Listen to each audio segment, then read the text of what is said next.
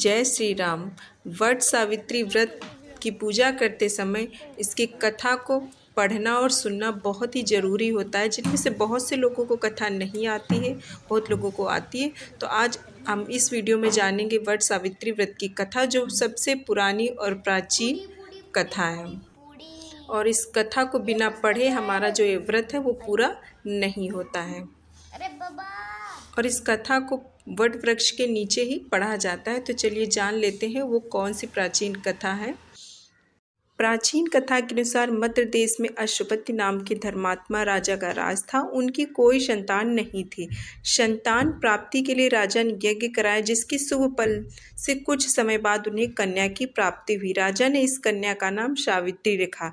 जब सावित्री विवाह योग्य हुई तो उन्होंने द्युमत्सेन के पुत्र को सत्यवान को अपने पति के रूप में वरण किया। सत्यवान के पिता भी राजा थे, परंतु उनका राजपाट छिन गया था, जिसके कारण वे लोग बहुत ही दरिद्रता में जीवन व्यतीत कर रहे थे।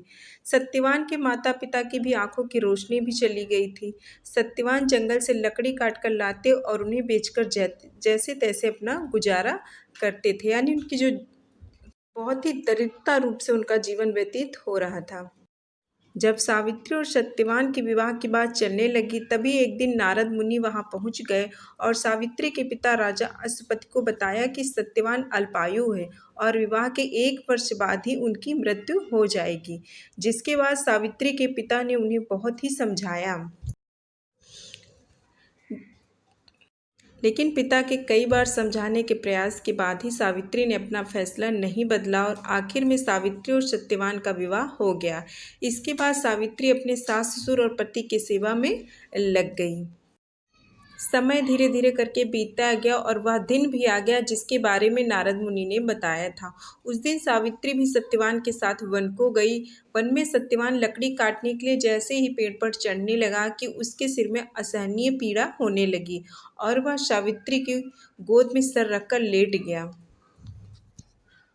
कुछ ही समय में उनके समक्ष अनेक दूतों के साथ स्वयं यमराज खड़े हुए थे। यमराज सत्यवान की आत्मा को लेकर दक्षिण दिशा की ओर चलने लगे। पतिव्रता सावित्री भी उनके पीछे पीछे चलने लगी।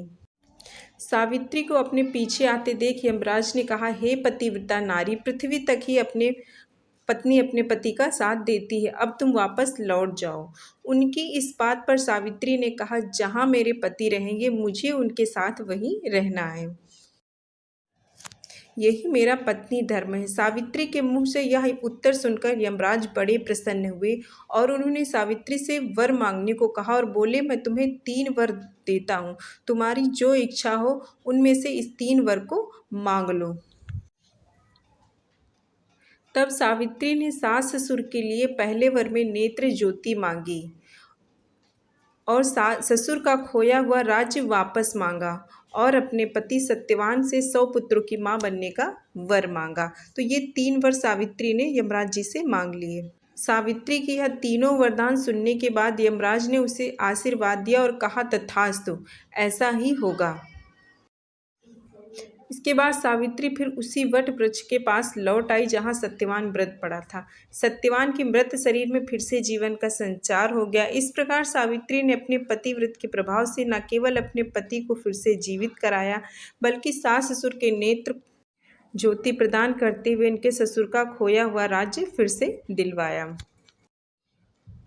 तभी से वट सावित्री अमावस्या और वट सावित्री पूर्णिमा के दिन वट वृक्ष का पूजन अर्चन करने का विधान है। यह व्रत करने से सौभाग्यवती महिलाओं की मनोकामना पूरी होती है और उनका सौभाग्य अखंड रहता है, क्योंकि जब सत्यवान जिस पेड़ पर चढ़ा था वो वृक्ष जो है वो वट का था, इसीलिए वट वृक्ष की भी पूजा की जाती है। और ये कथा को सुनना बहुत ही ज़रूरी होता है। इस कथा को सुनने से पहले हम हाथों में चना, अक्षत, फूल, ये सारी चीज़ें लेते हो और माता गौरी को प्रणाम करते हैं।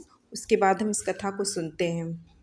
उम्मीद है आपको ये कहानी पसंद आई होगी, तो प्लीज़ वीडियो को लाइक, चैनल को सब्सक्राइब कीजिएगा। बाकी जानकारी के लिए आप और वीडियो देख सकते हैं। तब तक के लिए जय श्री राम।